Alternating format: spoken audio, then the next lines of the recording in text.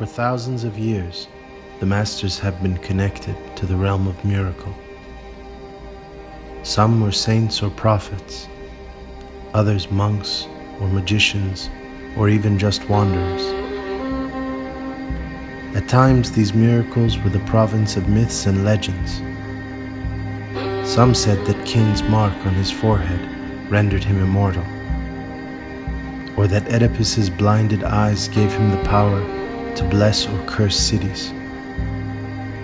And the sirens of Greek literature appear as half women, half bird-like creatures, whose singing alone could entice sailors to hurl themselves upon the rocks and drown among the waves. At other times, though, miracles were the province of observed phenomena. Many claimed they witnessed Sufi martyrs dance while burning, or stand and walk after their deaths, just as others have watched in amazement as certain Christian believers manifest the open marks of the stigmata on their bodies.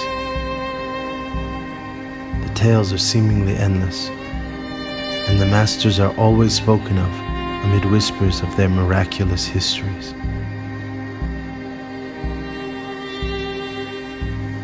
These miracles each have very complicated origins, and can thus be broken into several categories. The first concerns miracles that revolve around time. These include the ability of time travel, the ability of premonition, or seeing the future, and the abilities of necromancy or resurrection, which is to raise the dead or to bring oneself back from death. These time-based miracles always emanate from a radical relation to past, present, and future, one that is based more in paradigms of circularity or eternity than the linear clock time that rules our everyday world.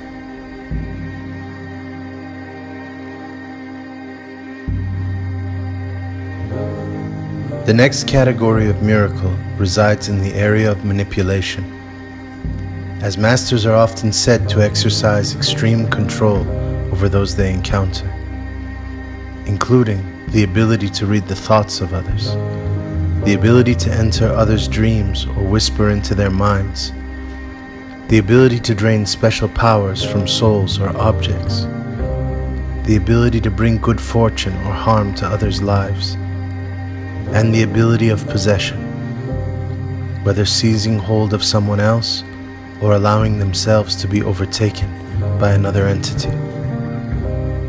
In each of these instances, what separates the figure of the master is a radical outlook on existence as highly vulnerable, an interplay of forces of domination, or a system of thin puppet strings, wherein one is always either the architect or the slave.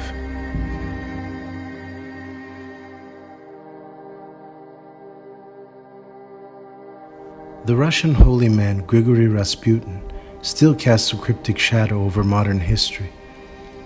To some a saintly priest, to others a demonic vessel, and to still others a charlatan who made his way into high political circles through cunning lies and tricks. It was said that Rasputin displayed paranormal talents from a young age in his village. He was sometimes found removing deformities from the sick. He could allegedly tell when another person had stolen something, and he spoke with horses in an invented child's language.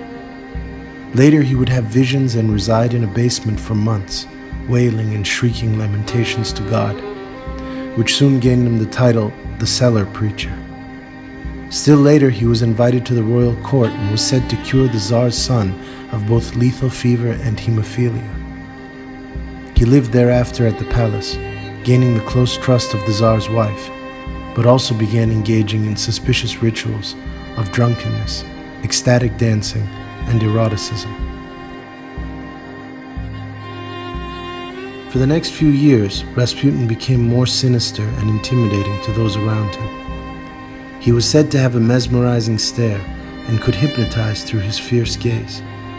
He would also select political officials for the Tsar simply by looking into their eyes. Furthermore, Rasputin was a Mithridatist, that is, one who took small doses of poison in order to immunize himself against its effects. On December 30th, 1916, at the age of 47, Rasputin was assassinated by 4 high members of the Russian political world.